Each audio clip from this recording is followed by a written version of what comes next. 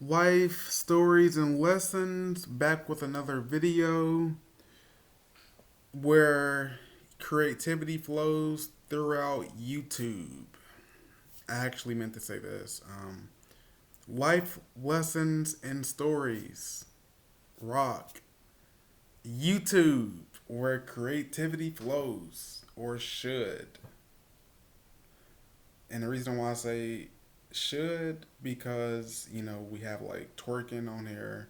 We have, you know, people fighting, and you know, it's it's almost like YouTube has created more of a problem because people have used it the wrong way. The internet, people have used it the wrong way, not for its intentions. We are supposed to learn, solve, and you know.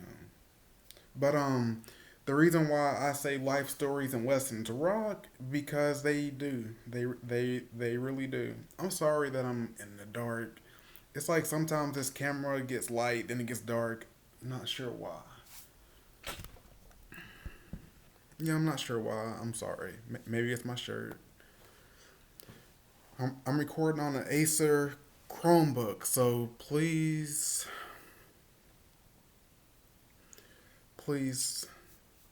humble yourselves as I am humbling myself. I know this isn't the best. But anyway, I want to talk about family trauma. I've been talking to my friend, like I've been telling you in my other videos about my friend Ben.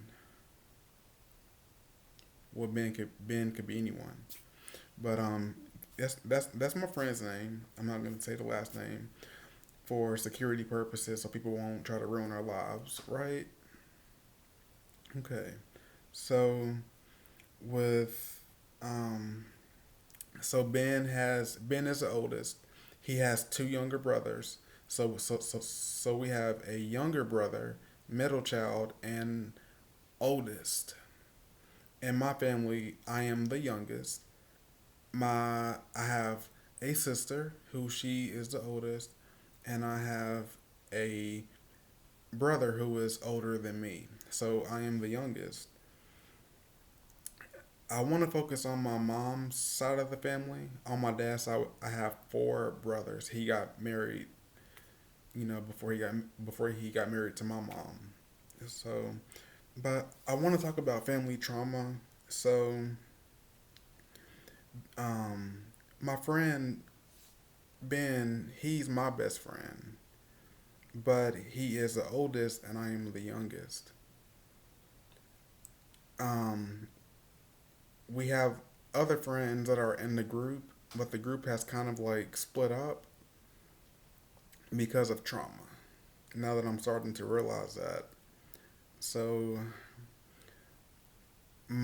so I used to be best friends, like really really close with the person who was hanging out.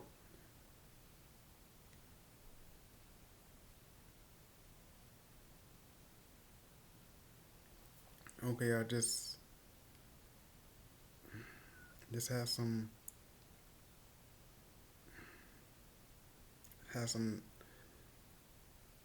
bad news. Okay, so I'm gonna try to continue this video.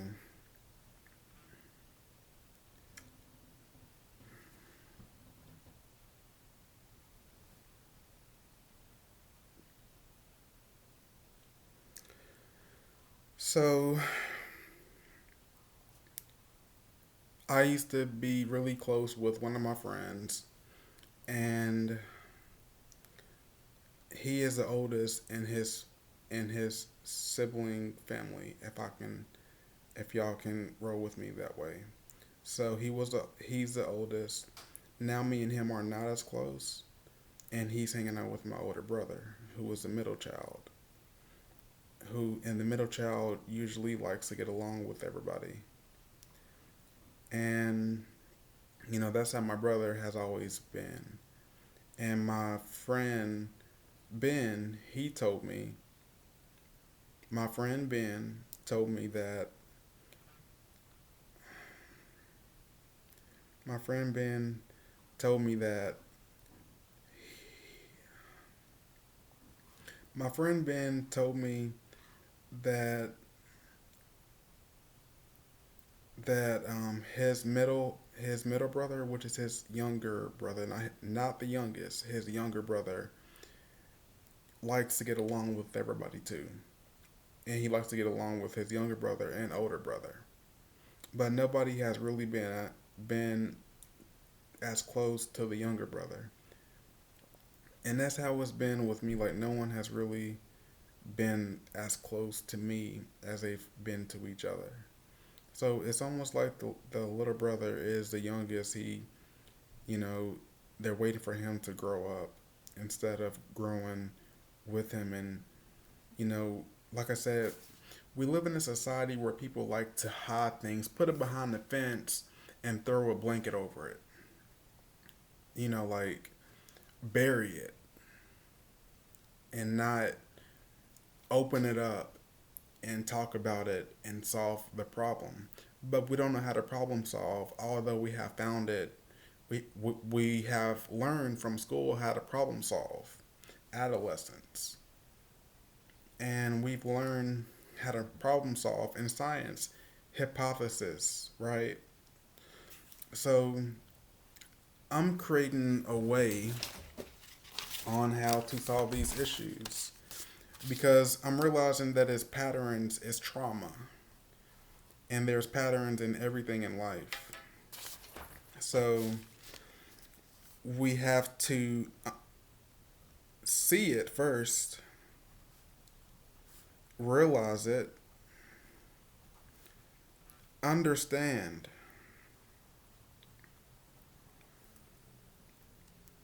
We have to understand. We also want to help.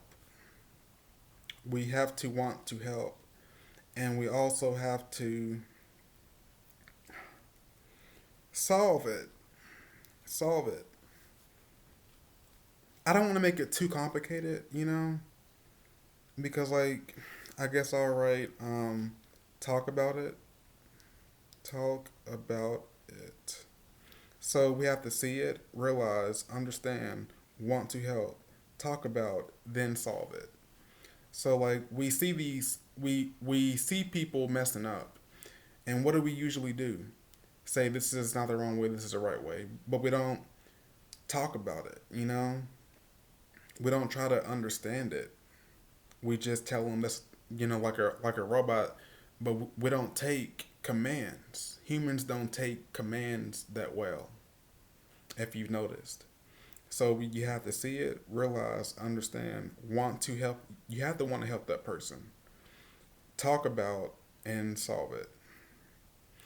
And like patterns. Where do we learn everything from? The people that we're around most. When we're babies, who are we around most? Our parents. So where where do we learn these faces from? Our parents. Sort of like that's why women take the baby away at birth from the father, so he won't learn how to be like the father. He won't learn the same faces, but sometimes it's just deep in our genes. But this is really deep. It's really deep. So it's kind of causing some emotional trauma in me right now. But so I see what Ben's little brother is going through, and I see that it's real. What he's going through is real to him. It's real to him. It may not be real to everybody else, but it's real to him, and that's all that matters. And I understand what he's going through because I'm the youngest child, and I've went through that stuff. I want to help him. I want to talk about it with him and his family and my family so we can solve it. My handwriting is not that great, so just try to bear with me. Now, the other person, the person who we want to help, this kind of reflects back at us, the person who wants to help them, person who wants to help them.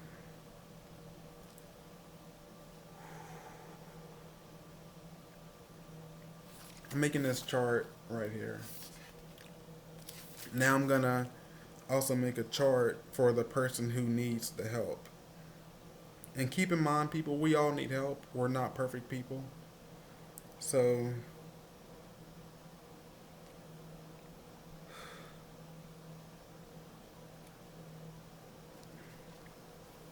so the person who we want to help, they must want that help. And what usually makes them want that help?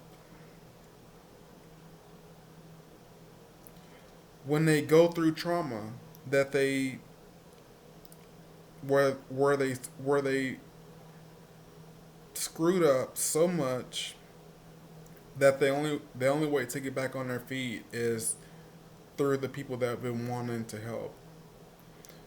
The master appears when the learner, when the student is ready.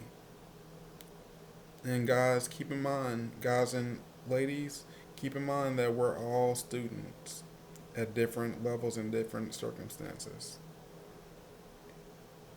We can also call this a mentor because my mom is mentoring me, and my friend Ben is mentoring me, and we are mentoring each other. So here's a chart that I made.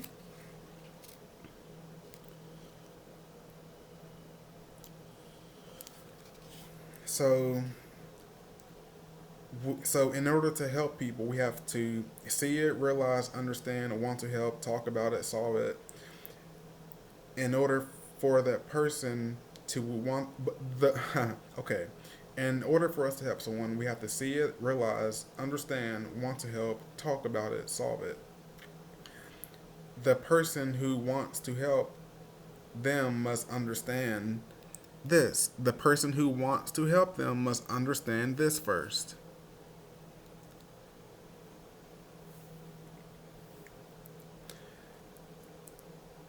The person who needs the help must want the help. The person who needs the help must want the help. And like I said, what usually happens, we let them go through it, grow through it on their own when they don't have to do that. They don't have to do that. And why do I say they don't have to do that? We can't control anyone, right? We actually can. Jail. They restrain you, they put tape on you, they make sure you can't move or walk, right? So we actually can control somebody. We can control their heart rate. We can shock them and taser them, control their heart rate, right? So I'm not saying do this to anyone else, but I'm saying like if you have a kid who has a car and he's not doing right, you ground him. And what does grounding mean? It means that you are the reason why he is doing bad because he is not grounded. And whenever you take away his TV and stuff, he is grounding himself into his room. He is not on the gas pedal, vroom vroom, ready to just take off. He is in his room thinking about. But what grounding should really be is us doing this. Let me add that. This is grounding. people. It doesn't have to be your son, but like I said, parents, if you are wondering how to ground your kids, this is how. You take away everything that is distracting their mind and you problem solve through these steps. Because if you take away their phone and you just put them in a room, what are you doing to them? You're putting them in a prison. Who wants to go to prison? You don't have to go to prison literally to understand prison.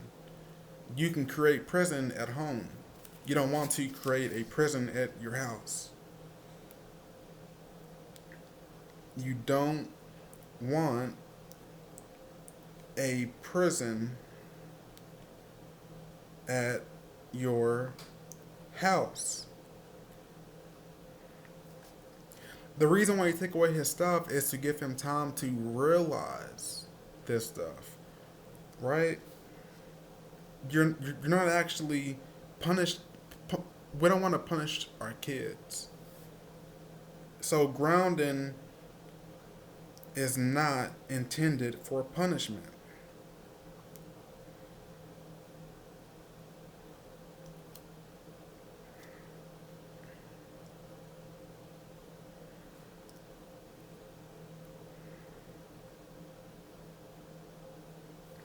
Grounding is not intended for punishing.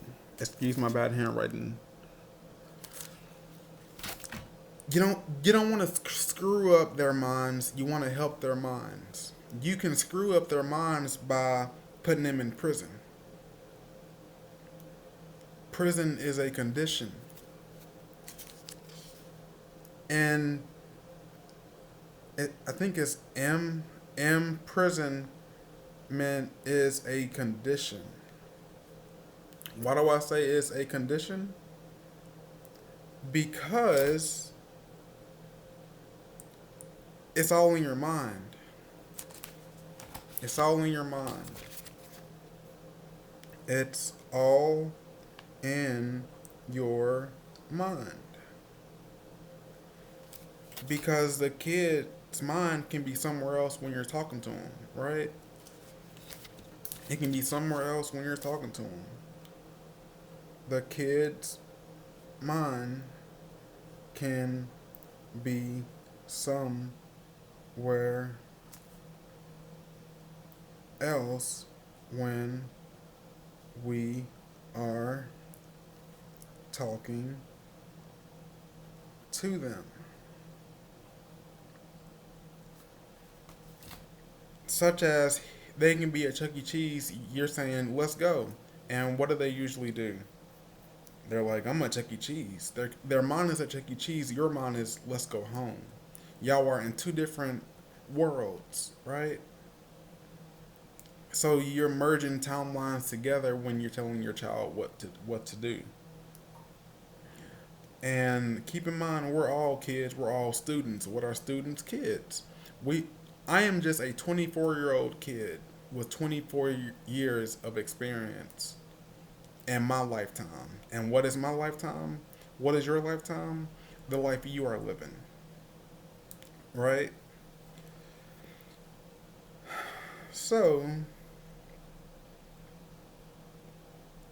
I'm sorry, guys.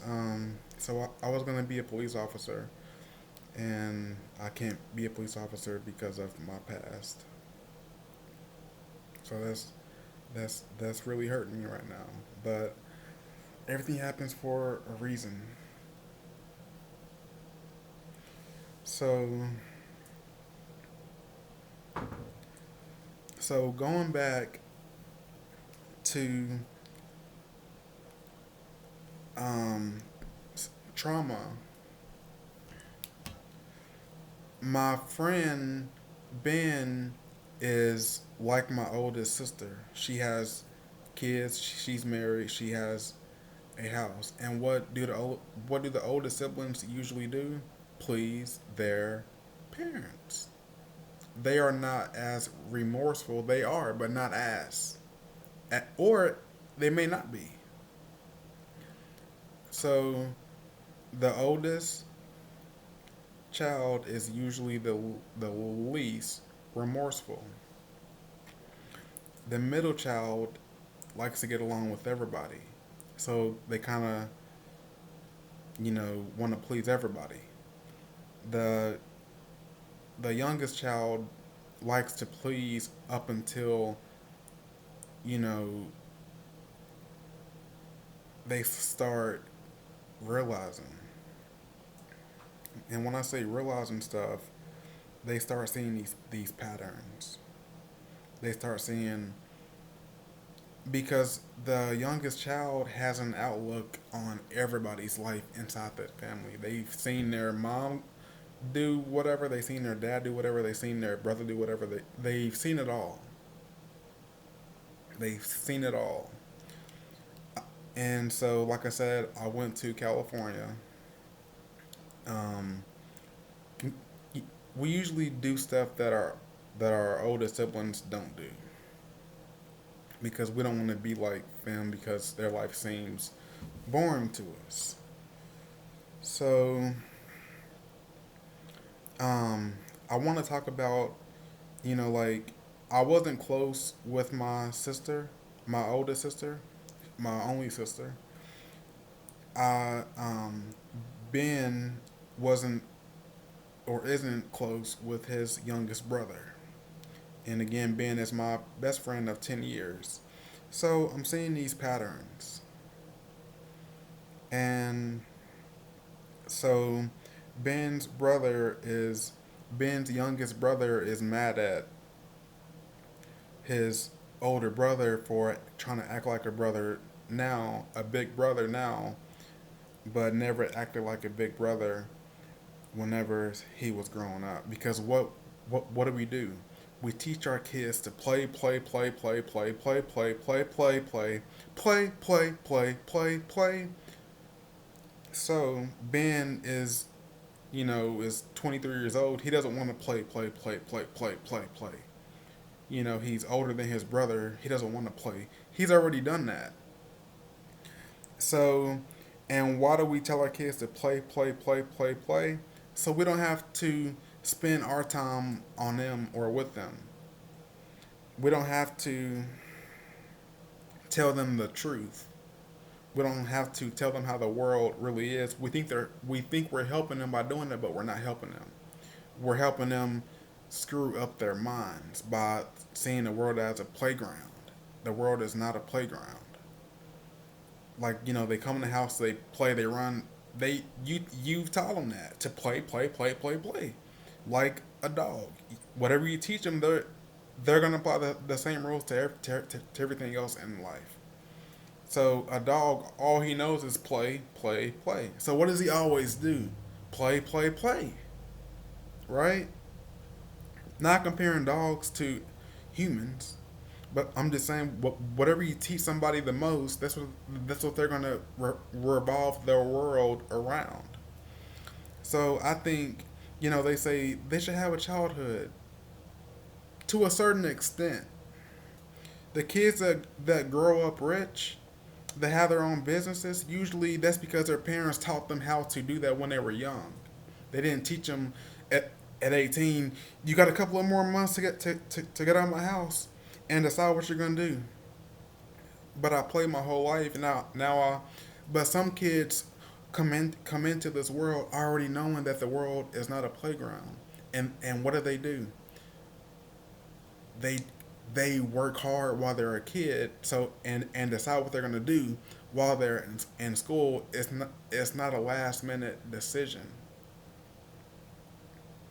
So that's why Seth, his youngest brother's name is Seth.